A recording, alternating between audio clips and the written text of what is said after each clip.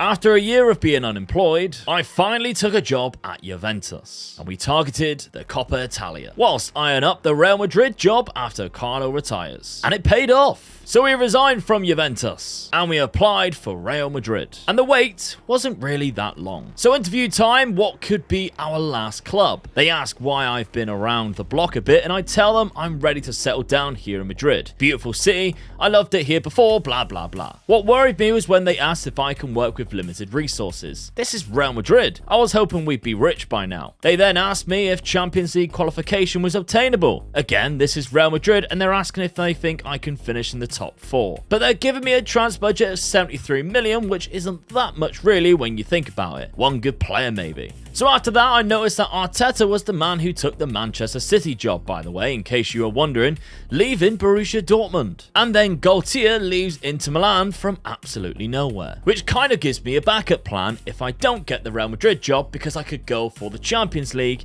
at Inter Milan. But Real Madrid approached us to be their new manager on over 100k a week, and there we have it. Real Madrid hire Luke. There is still a good team here with some familiar faces. Peruvian striker Innocent is a good striker, but not a great one. And that 6'8" Chilean defender we looked at previously is also here too. But then I discovered that there is actually a problem here. This is the size of the squad.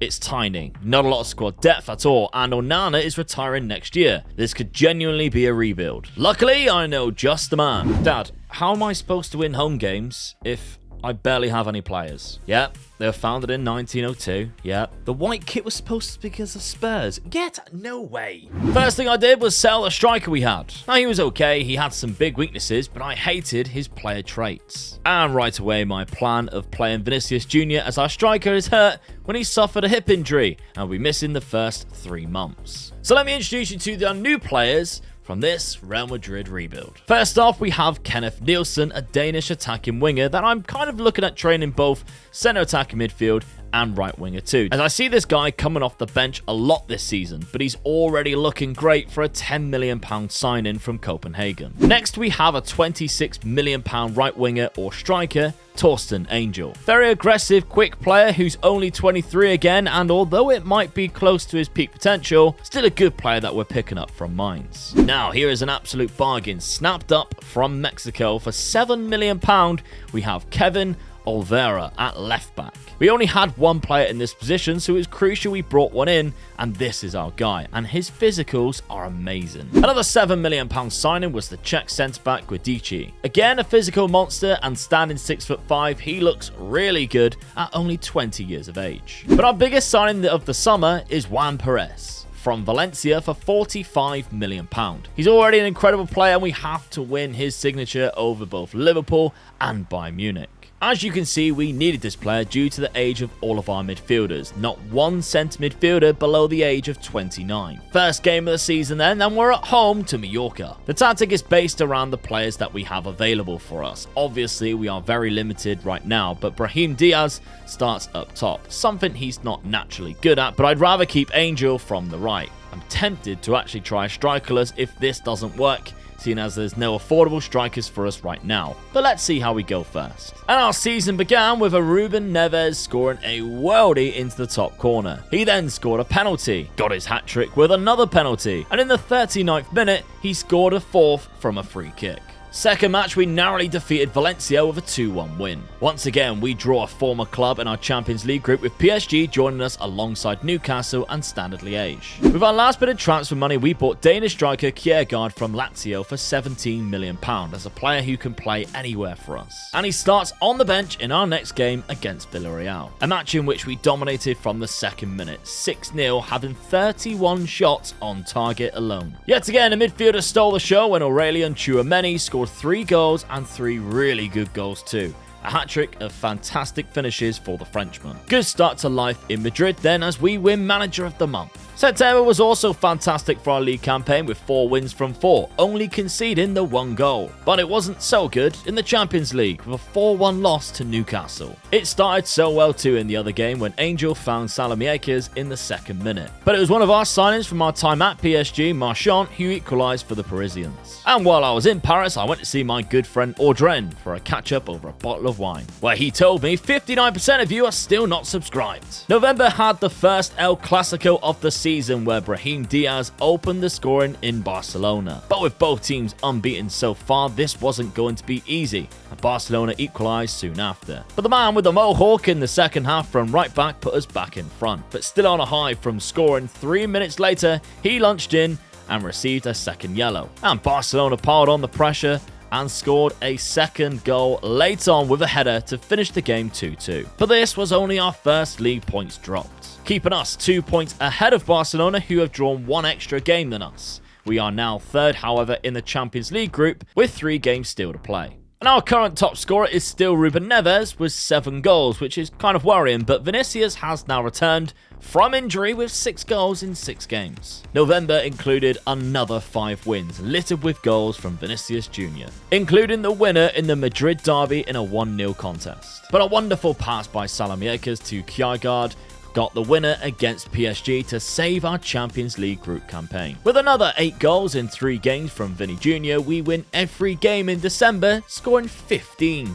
and keeping us at the top of the league. Still unbeaten, Barcelona dropping 4 points behind us. And those Champions League wins means that we topped our group eventually, with Rangers being the team in the first round knockouts. 1 loss in January, but it was in the Super Cup, which I'm absolutely okay with, and only dropping points away to Mallorca. We ended the month superbly against Villarreal, restricting them to just 2 shots off target all game. And they are the home team, which is absolutely mental. February included the first leg 1-0 win against Rangers in the Champions League, and a 3-1 win against Sociedad in the league with another 2 goals from Vinicius Jr. and a fantastic goal by Brahim Diaz. We did lose 3-2 to Barcelona, however, in the first leg of the Copa del Rey semi-final. Still, it's a fantastic month with all league games won quite emphatically, including a 7-0 and a 5-0 at-home win to Bilbao. In April, our first game was at home to Barcelona in the second leg of the Cup, and Ansu Fati was simply incredible. The statistics show a very tight and even game.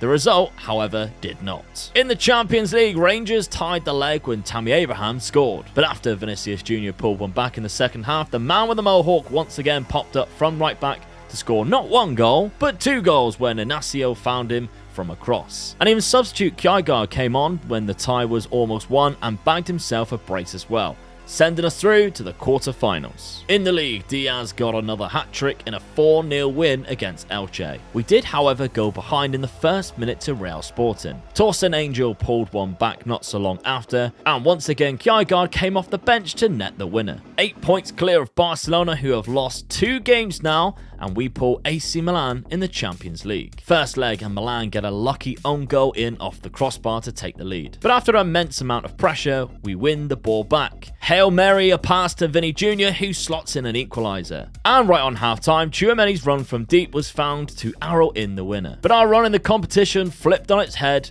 when we headed to Milan and was destroyed 4-1. But after 3 more league wins, it's El Clasico time, followed by the Madrid derby. And a win in both of these games means that we will lift the La Liga trophy, first time of asking. With Brahim Diaz injured, we do have a slightly rotated team for El Clasico. But we took the lead when 6'8" Barrera scored from a free kick. Kjærgaard got in on the end of a cross to make it 2, but Barcelona then pulled one back on the 19th minute. Tchouameni put us 3-1 up soon after, and the last goal was scored by Vinicius Jr. to put us 1 win away from winning the league. So here we are then, and with Brahim Diaz still injured, there really are no changes needed. Torsten Angel gave us the perfect start, scoring in the 8th minute. However, Rooney Baji's pace though was too much, and he found Samu Mora to equalise. After Ruben Neves missed a penalty, he swung in the resulting corner, and Vinny Jr. scored to make it 2-1. But our chance to lift the league title will have to wait when Dani Olmo finished the game 2-2. After that, Desmond, the next opportunity came against Sevilla. 10 points clear with 4 games remaining, just a win or a slip up from Atletico,